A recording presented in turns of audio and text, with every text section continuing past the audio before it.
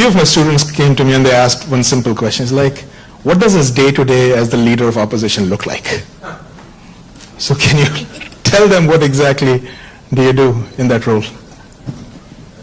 Yeah, first, thank you very much for coming here. It's an honor for me to come, and lovely to see so many people from back home, so many students.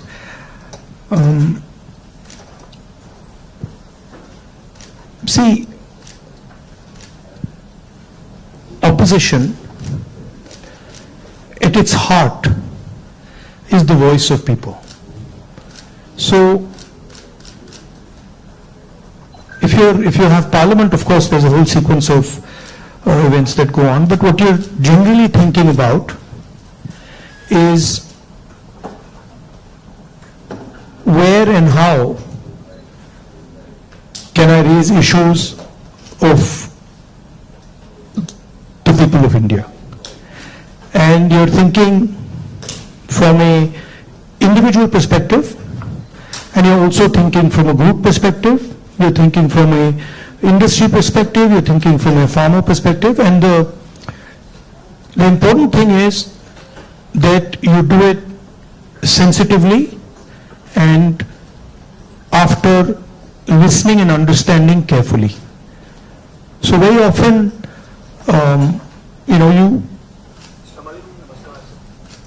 you see an issue in the beginning. When you're new to politics, you see an issue and you're like, oh, that's what the issue is. But when you go into a little bit of detail, you realize that there is nuance and complexity. So understanding that nuance and then planning your day according to that, that's how it generally works. Parliament, of course, you go there in the morning and then it's like a war. You go in and then you fight. It's a pleasant war. It's reasonably fun at times. It can get nasty also, but it's a war of ideas, war of words, and we are trying to put our point of view across, and the government is trying to suppress our point of view. So that's how that works. And then there are a lot of people who come and see you, different types of people, party people, business people, farmers, these type of delegations. So you're constantly listening to what they're saying. So you just mentioned that you look at issues in a certain way differently. Now, thinking about your career as a politician, the first time you got elected and this time, has there been a change in the way you look at these issues and your mind thinks differently about how to go about them? Quite differently. Now I'm coming to the conclusion that listening is much more important than speaking, right? And listening doesn't just mean that I come there and I listen to you. That's not listening. That somebody you're talking to me and I'm looking at you and I'm hearing what you're saying, but I'm not listening. Listening is a completely different thing. Listening is putting myself in your position. So if you're a farmer, going into the person's life, going into the person's day-to-day life, and then understanding what he's trying to tell you. So listening is fundamental. And then understanding the deeper dynamics. So you then are not just swimming around on the surface, you're raising fundamental issues, and you don't go raising every single issue. You focus clearly and you're like, okay, this is important, I got to raise this. This is something important, I got to fight for this. This is something important, I got to fight. So you choose your battles much more carefully. I think you hit it on the head, that prioritization. So, very good definition of political strategy or business strategy. Understand clearly what you don't want to do. So don't sit there doing 50, 100 different things. Understand clearly, जो नहीं करना है, उसको पहले समझो, पहले कर दो. And then उसमें से 3-4 चीजें निकलेंगी, and then that's what you got to focus on. Well, I think back to the students, that's what we talk about. So this time you're hearing from Mr. Gandhi himself about prioritization.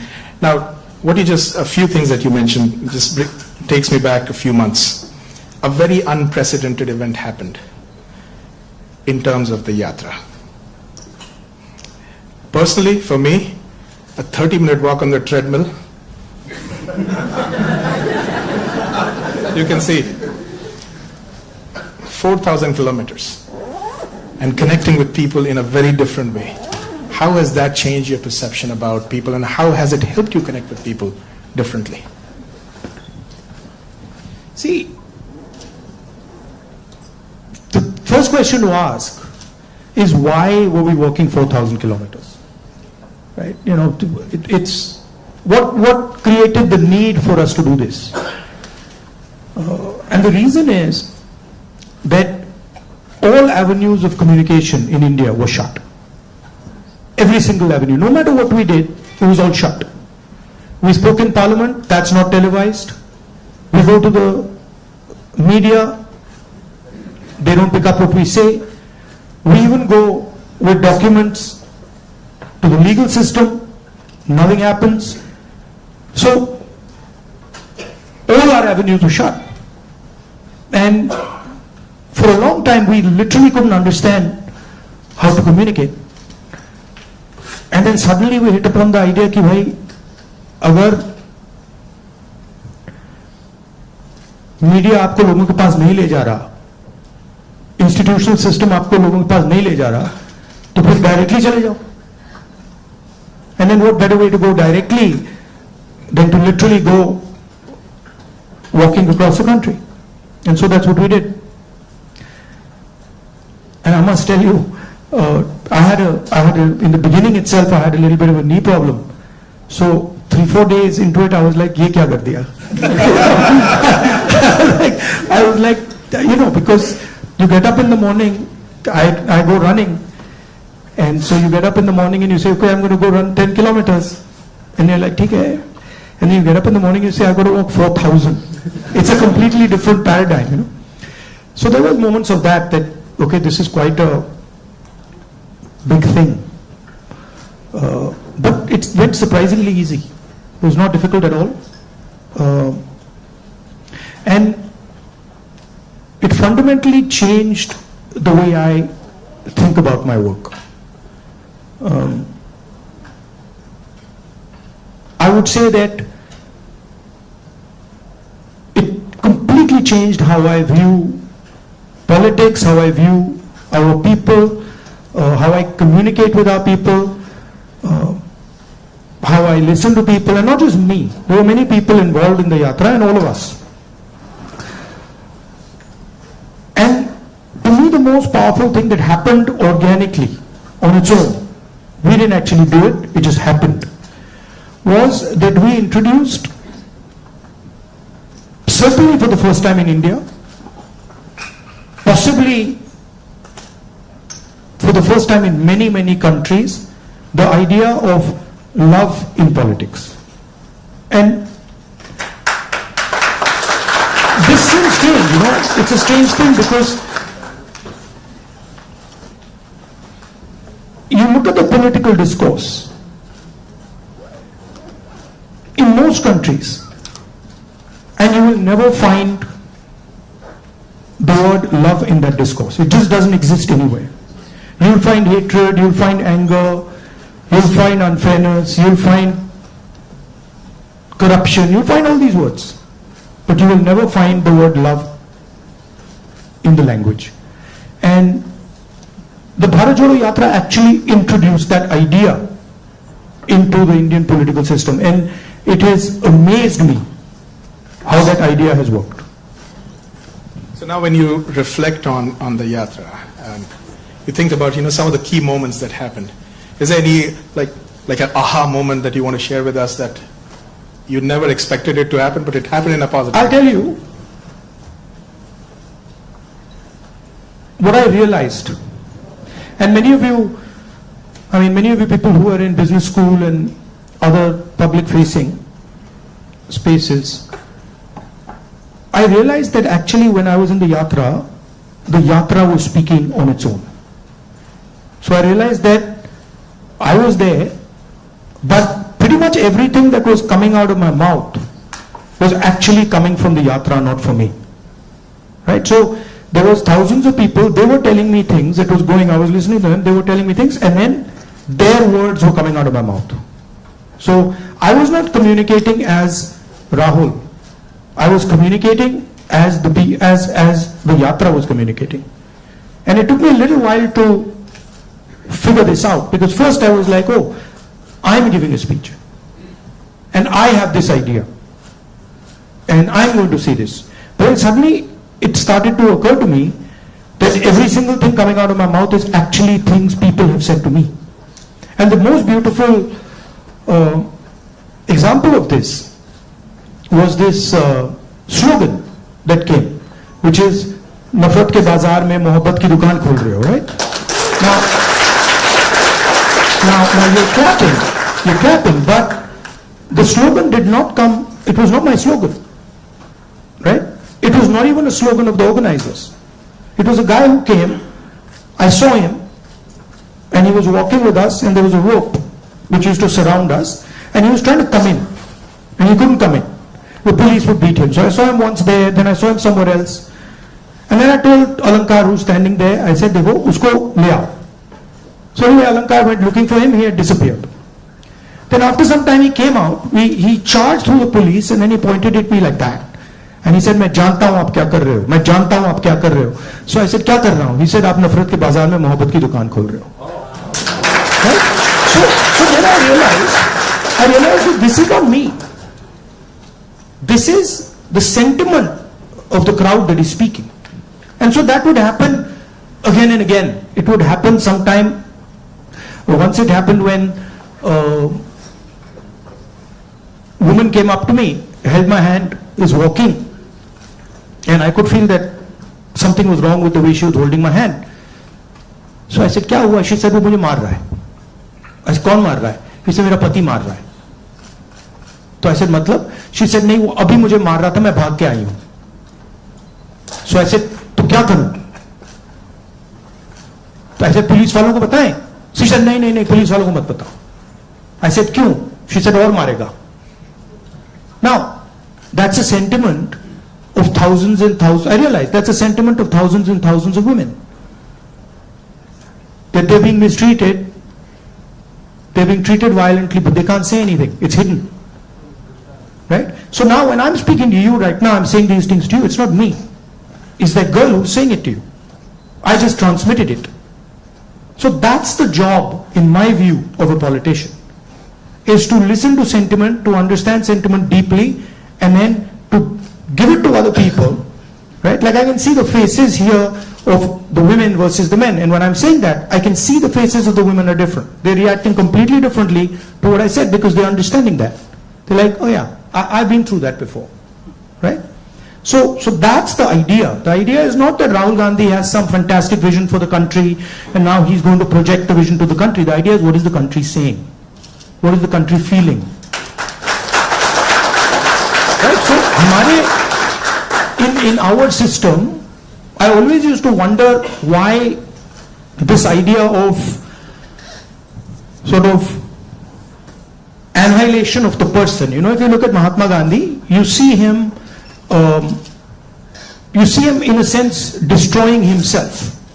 You know, when he's in university, if you see his pictures, they're very nice suit, very nice hair combed, and then slowly you start to see that those things start to fall away. His clothes fall away, his fancy suits fall away, everything falls away. So there's a sort of almost a destruction of the person taking place.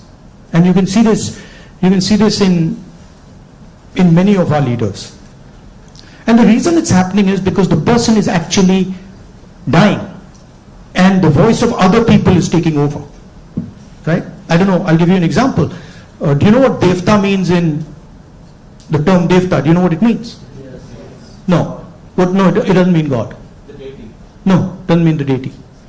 So Devta in India actually means a person whose internal feelings are exactly the same as his external expression. Meaning he is a completely transparent being. Right? It does not mean God. So if this person tells me every single thing that he believes or he thinks, and he tells it to me, that's the definition of Devta. Right? It's the idea that you destroy yourself. Right? So to me that is interesting about our politics. How do you suppress your own ideas? Right? How do you suppress your own fear, or how do you suppress your own greed, or how do you suppress your own ambition and absorb other people's fear, other people's ambition? I think before we go to the next question, this needs a big, big round of applause. So we just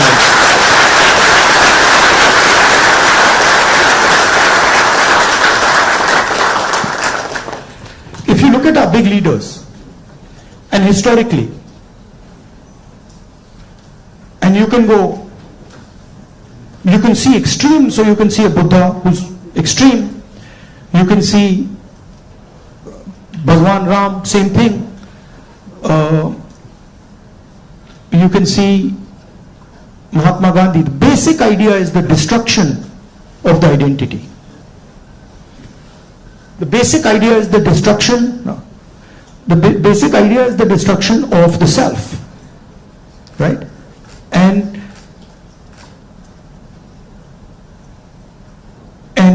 listening to what others are saying. So to me that's Indian politics. That's the heart of Indian politics, and that's what an Indian leader is. That's how an Indian leader is different than, say, an American leader. An American leader will say to you, listen, we got to go there, I'm going to take you there, promised land, let's go. Indian leader attacks himself. Gandhi essentially attacked himself. Totally different concept. In some words, in some ways, Bharat Jodo Yatra was an attack on myself. 4,000 kilometer chalna hai, risk hai, goli lag sakti hai, chodo. Let's see what happens. So then that generates a completely different way of thinking and a completely different relationship with people. You know? Idea of Shiva basically. When they say Shiva is the destroyer, what is he destroying? Himself. That's the idea. Right? He's destroying his ego, he's destroying his structure, he's destroying his beliefs. So Indian political thought, Indian political action is all going inwards. But I mean, I think we might be getting too philosophical. So a good scientist is also that. I agree. Or a good engineer is that. Good yogi is that. In fact, if you're good at pretty much anything, you are destroying yourself in some way. I need a pause for that. I need to pause. One of the important threads in this fabric that we talk about is the youth, and they have a very strong role to play. And especially when you look at US and India, and I see all the students that come in, one of the greatest joys for us here is to work with our students. They just energize us beyond limits.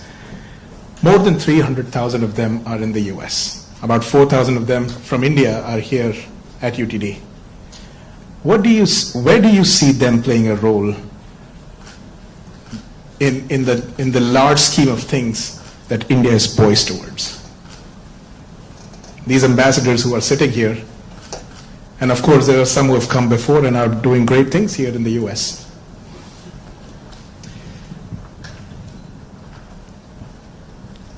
In one way, there you are a bridge between the rest of the world and India. So you have ideas and values that you bring to the United States. And often often those ideas and values might not be understood so easily in the United States, right? There's a different cultural ethos, different cultural system here. But your ideas are as valuable as anybody else's. In the same way, they also have a culture, an ethos here. Today I met some young guys just before I came here who came to the United States, not students but people who, driving trucks and stuff like that, and they were saying to me, look, I said, what do you like about the United States? And they said that what we love about the United States is the idea of equality. That a truck driver in the United States gets respect. And as a truck driver in India, there's no way I could get respect, right? Equality is a very powerful idea. And it's an idea that can help India in huge ways. So if you take back the idea of equality, take back the idea of fairness, that's a very powerful thing. So I think you should see yourself as a bridge. And the other thing is, what I've noticed in my life is that individuals can do huge things. And often it's individuals who you don't expect are going to do big things that do it. So system will say to you, university might say to you, these are the best students. And you find that actually the guy who's going to make change is sitting somewhere else in the back. And the university has a way of, making that person feel uncomfortable and said, you're not doing well, your grades are not, you're not getting a 4.0. And then suddenly you find the guy who's not doing so well has done much better in life because he's into the habit of questioning things, asking himself, why is it like this and not like that? And sometimes institutions don't react well to that. If they see you always asking questions, they might say, yeah, disturb kar raha hai isko, chup karo, piche beto, piche bhejo. So that idea of questioning, that idea of resistance, that idea of being a little disruptive, disturbing a little bit, this is a very powerful idea. I use it in my work also. The idea of creating a disturbance. The Bharat Jodo Yatra was a disturbance. Politics is going on like this, let's disturb it. We don't like the way it's going on, we want to do it like this. So I think that's powerful. If you understand the culture you're operating in, understand your culture, and then have this sense of, how can I do something to bridge it, how can I do something to disturb it, it's powerful. Talking about the same youth, I think the life of anybody who's young and is in some, like the 20s, the life is like a soap opera. Every day there is a new challenge, there is something that is... It's the life of somebody who's in his 50s, 60s, 70s. The soap opera continues. It's not that the soap opera stops at 30, let me tell you. In fact, in many ways, the soap opera becomes much more dramatic later. Multiple soap operas start up. But so they have concerns. They have concerns about doing well in life. They're starting off maybe a professional career. They have questions about whether they'll do well or not. Employment also happens to be a key area and I feel across the world right now the youth is kind of rippling through that, a phase where there are questions about where they will land professionally from an employment perspective. So when we connect any sentence which has the word youth and employment in the same sentence, it's a cause of worry at a lot of places at a lot of different levels. What do you have to say about employment and our youth?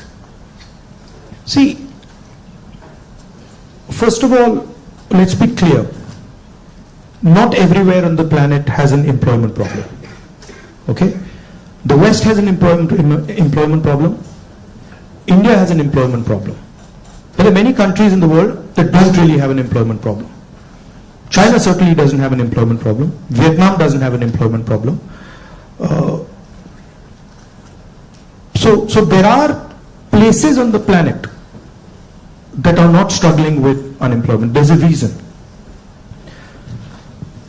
If you look at the United States in the 1940s, 50s and 60s, they were the center of global production. Anything that was made, cars, washing machines, TVs, all made in the United States.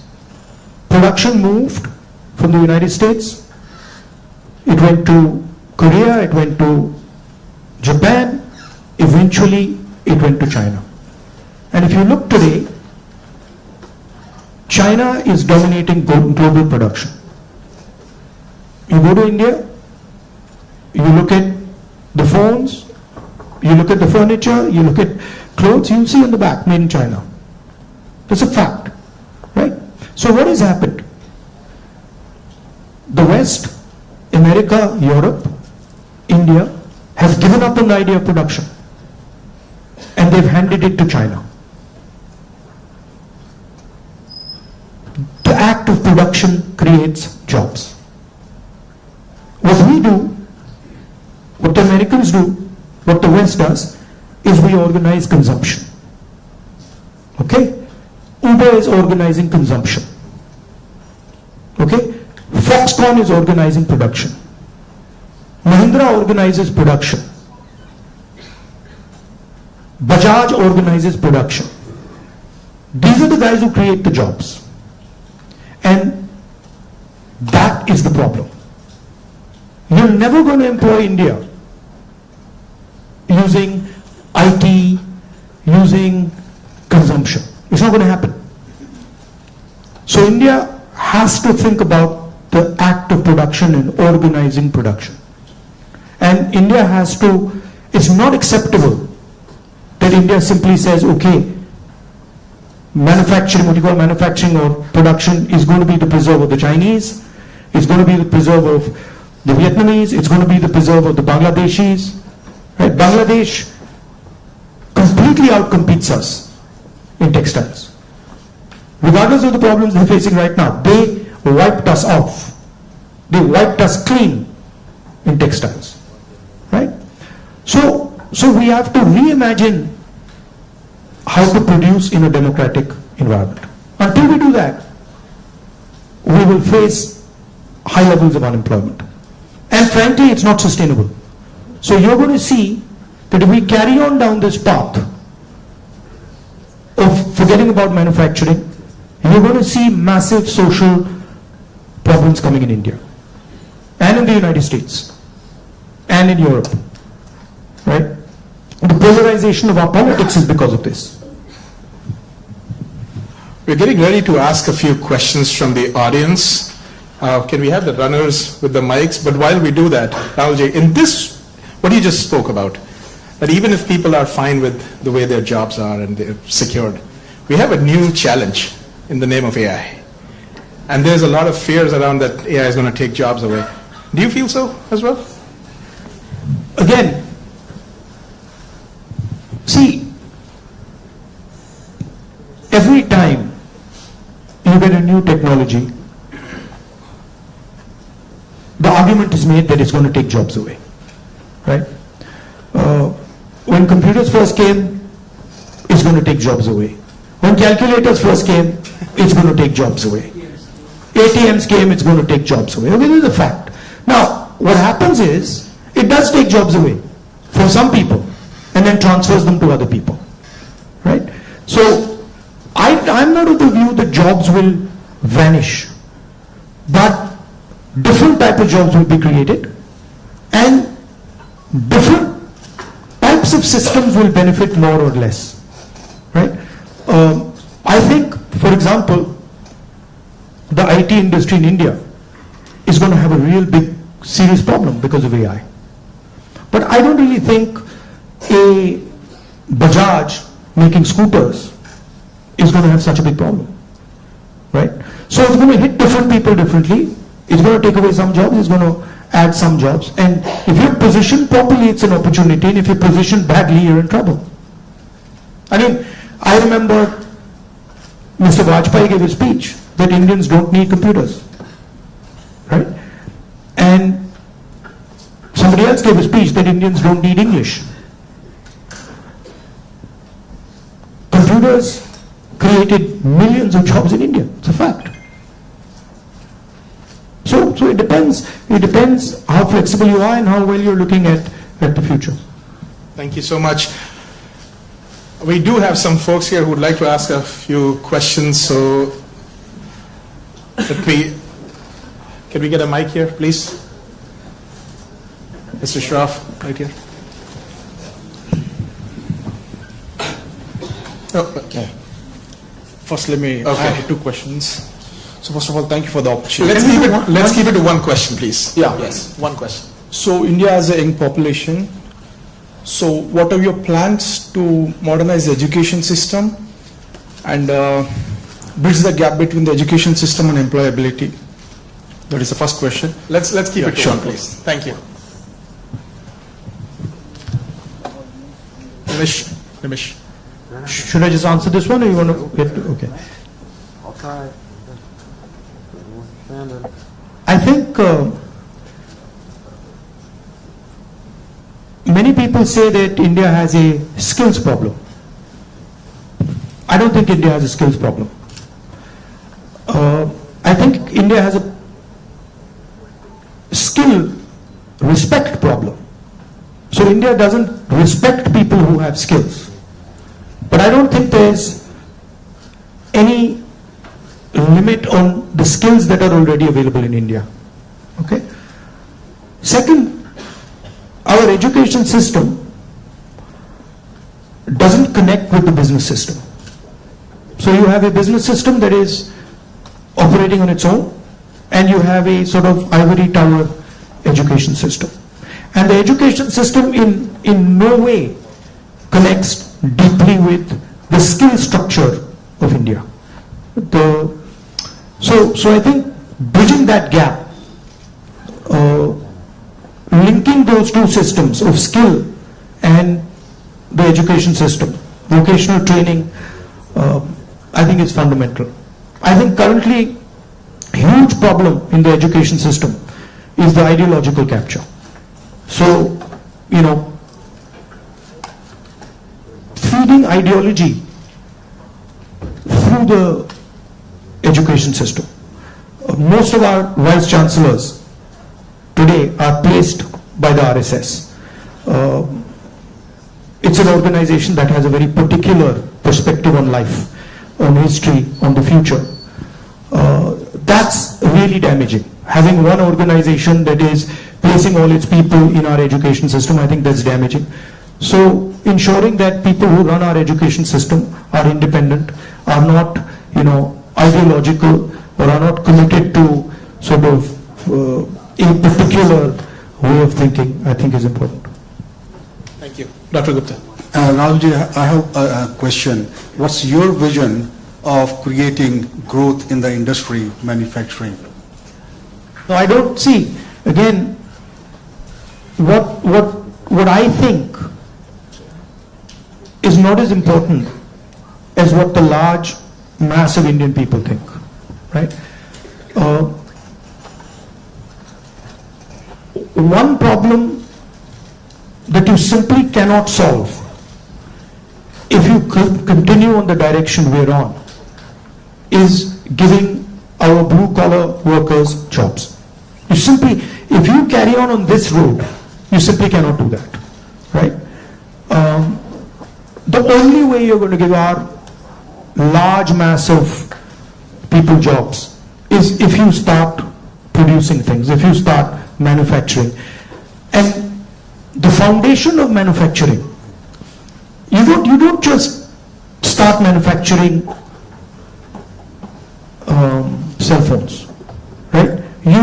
It is a sequence, right?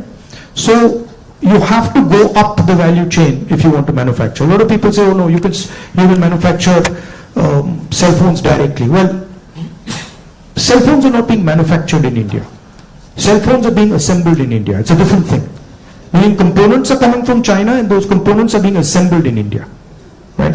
The reason China can develop those components is because they have a huge infrastructure that has manufactured many different things, many different types of things before. So you cannot get away from that basic stuff. And I think you have to have a vision for production. For example, our GST is designed against production. It rewards consumption, it punishes production. States that produce are harmed, right? Large monopolies huge monopolies harm production, right? They influence the policy regime so that players cannot produce. So these are some of the things that you would have to look at if you want India to start producing. I'm convinced India can produce with no problem. I'm convinced that India can take on China if you start aligning the country for production and if you start respecting skills. I'm absolutely convinced of it. And states like Tamil Nadu have already shown it. Like it's not that Indian states have not done it. Pune has shown it, Maharashtra has shown it, Tamil Nadu has shown it, Karnataka to an extent has shown it. Right? So it is being done, but it's not being done at the scale and with the coordination that it needs to be done. I'll give you an example. You take any district in India, you will find that there is a historical network that produces there. You go to Moradabad, you will find brass, right? You go to Mirzapur, you will find carpets. You go to Bellary, you will find jeans. So each district has a traditional network of production. Now, how much support are those people getting? You want to create a brass industry, create it in Moradabad. Open the banks to them, infuse technology, support them, and I guarantee you, they will take on China. Right? And you can do it in every district. You support the Bellary jeans industry, you put in a couple hundred crores into that thing, you open the doors of banks to them, I guarantee you they'll get to work. Right? But currently, I mean a simple statistic, 16 lakh crore rupees of bank loans have been forgiven to 25 people. 25 people. Right? Do you realize how many industries you could set up with that? And they've just been forgiven. Right? When we forgive farm loans and we say, okay, we're going to forgive 70,000 crores for all India's farmers, the press suddenly jumps up and down. And 16 lakh crores have been forgiven without a word. And whose money is it? It's taxpayers' money. Where does it come from? It's come from your pockets. So why should 20 people get this massive free gift? Why should one person, suddenly have all the ports, all the airports, all the defense contracts? What is happening when you do that? You're taking away money from people. Instead of having one business that runs all the airports in the country and one business that runs all the ports, you could have 10, 15, 20. Right? So it's all destruction of economic activity. Thank you. We can take something on this side. Can we have the mic? Can we please have the mic here? Rakshit, go ahead.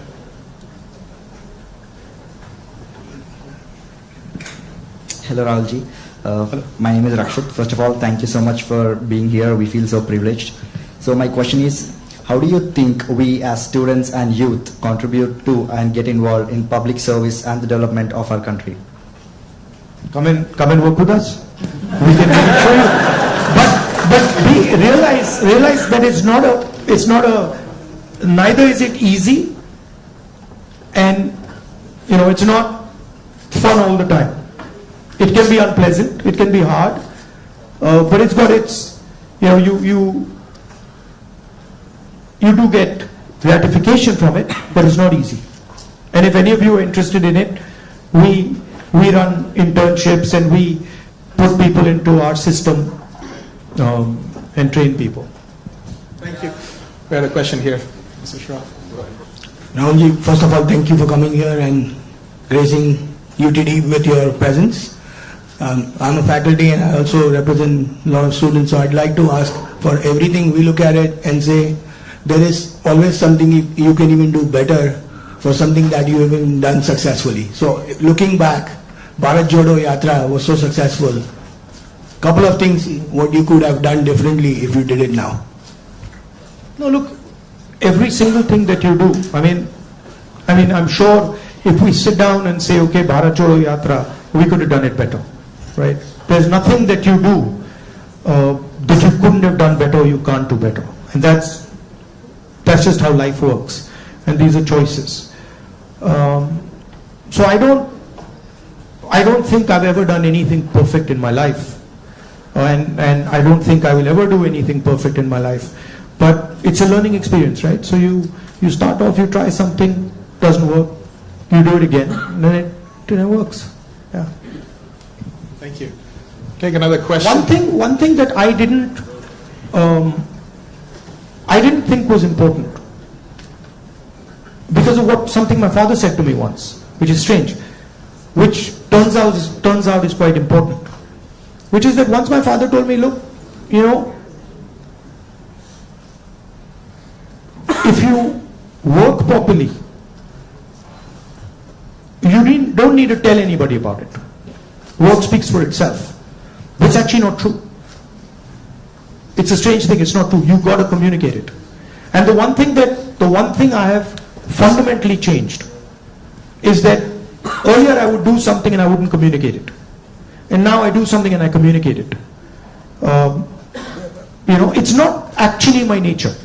My nature is actually just to do it and not communicate it. But I think it is important that you communicate. Should be a two-way traffic. Yeah.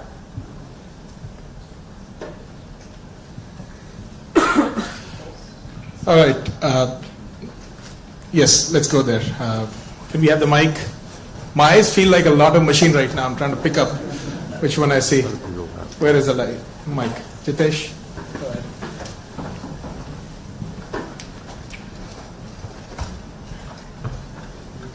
Thank you, Rahulji. So, as my friend Rakshit was saying, like public into service or public into politics, which one you prefer? Like one Indian youth should be more into service or like complete into politics? Look, don't have a rigid idea of what political action is. And in the same way, don't have a rigid idea of what service is. Those two can overlap, right? Politics is much broader than fighting elections or giving speeches, right? Politics is about influencing how people think, and you can be very political and not be directly involved in the political system, right? Or you can be deeply involved in the political system and not be doing politics at all. So I don't think you should think that those are two different avenues. You should do what you like. And in what you like, you can do politics without a problem. I think we have time for another couple of questions, right? So, Dr. Mehrotra, can we have the mic here, please?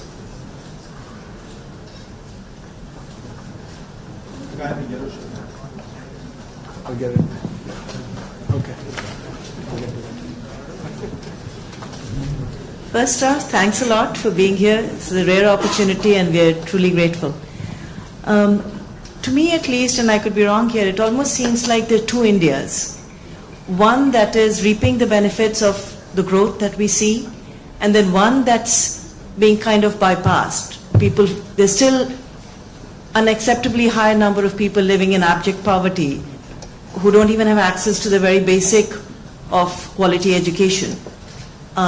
What vision do you have to ensure that this India that's kind of been cut off at least gets some benefits, and that it's a little more equitable, the benefits of India's economic growth?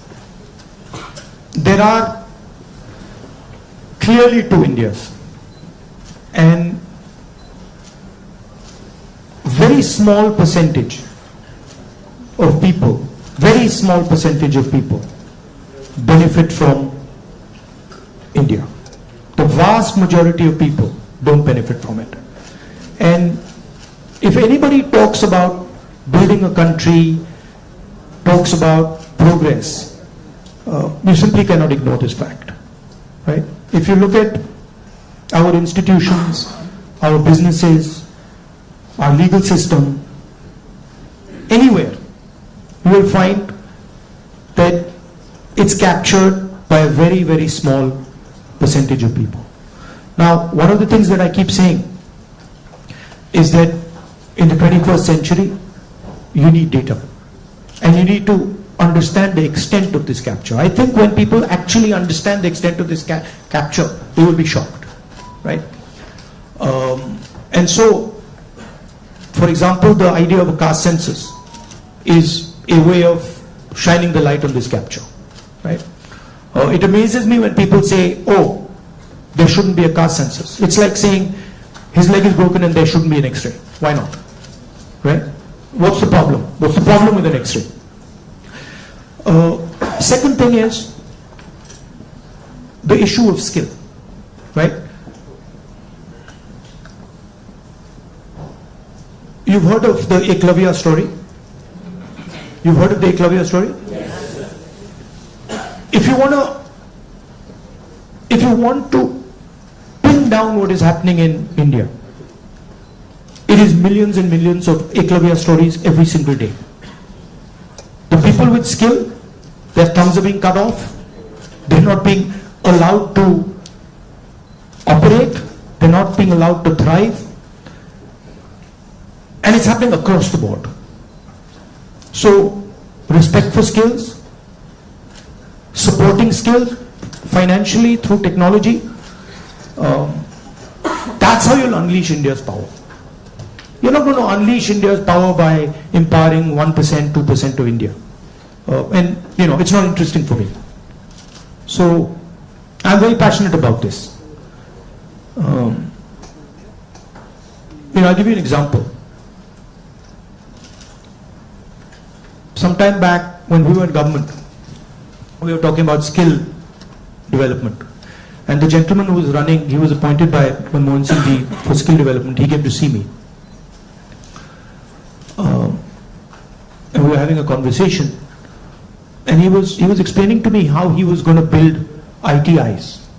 And he was going to put trainers inside ITIs. For plumbing, for hair cutting, for carpentry, for stuff like that. And I was listening to him. And I asked him a question. And what I said was, look, you're building these ITIs. And I gave him an example. I said, let's say you want to train 1 million barbers. Now in your model, what you're going to do is, you're going to have these ITIs, whatever, 1,000 of them across the country, and you'll train these barbers. But that's not where the barbers' skills lie. That ITI is not where the barbers' skills are. The barbers' skills are with the barbers. So I said to him, why don't you do this? Why don't you set up certification centers? And then go to every single barber in India and say, listen, this is what we'd like you to train. For every guy you send to our certification center, we'll give you X amount of rupees. So let's say you have, whatever, 1 million barbers in India. And you go to 1 million barbers and you say, listen, you guys have the skills, we want to train barbers. And now start training barbers, and for every guy you train, send him to the certification center, and the moment we find that he's certified and he has been sent by you, we pay you. How long will it take you to 1 million barbers? 2 months? 3 months? Right? He just looked at me as if I was crazy. Right? Because for him, the skill isn't there. The skill isn't the ITI. But actually the skill is with the barbers, with the plumbers, with the carpenters. Those guys have the skill. That's the skill network. So why are you not using it to train? Just recently I was driving past Sultanpur and I walked up to this shoemaker.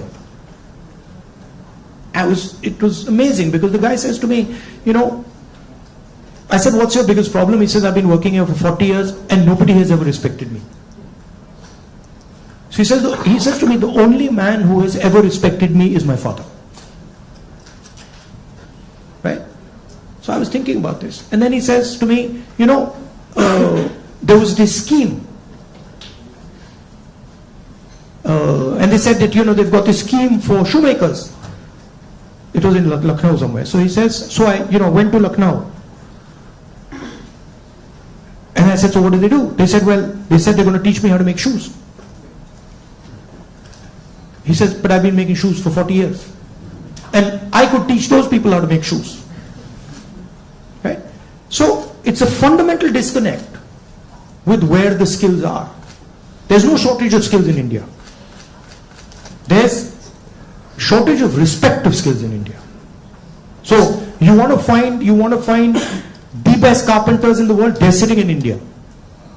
But nobody respects their skill. Nobody actually tells them we believe in you and we want you to build something.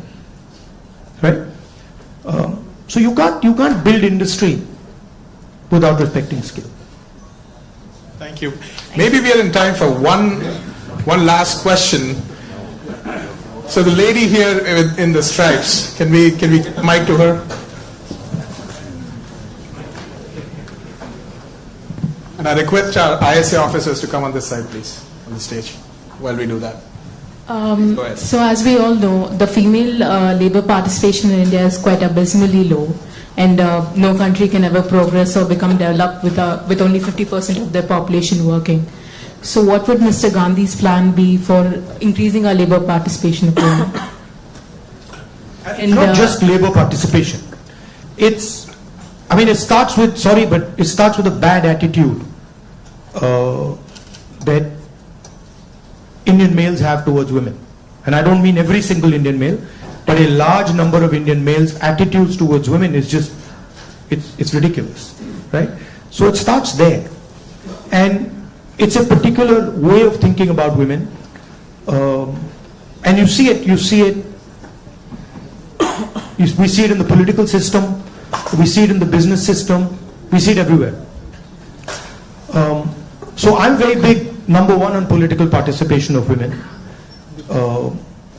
Reservation bill to start with, ensuring that women get into business, ensuring that women are supported financially if they want to open their business, and then making sure that it is made easier for women to participate, right? Women have their own particular issues that you need to take care of before they can start to participate. So I think the first thing is of thinking of women the same way you think of men, right?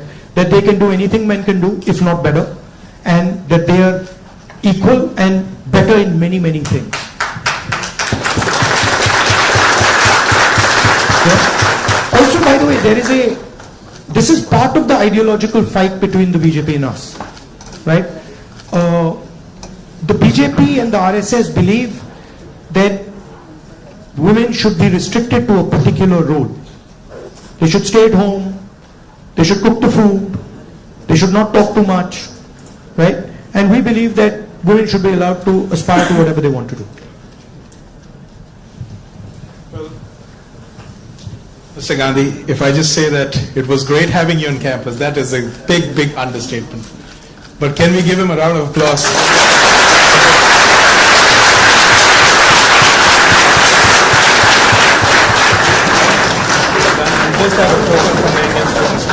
All right, at this point, folks, let's be in our places. Mr. Gandhi, once he exits the room, we can all, in an orderly fashion leave, but I would like a few of our ISA officers here who are the organizers for the event to just present a token to Mr. Gandhi here.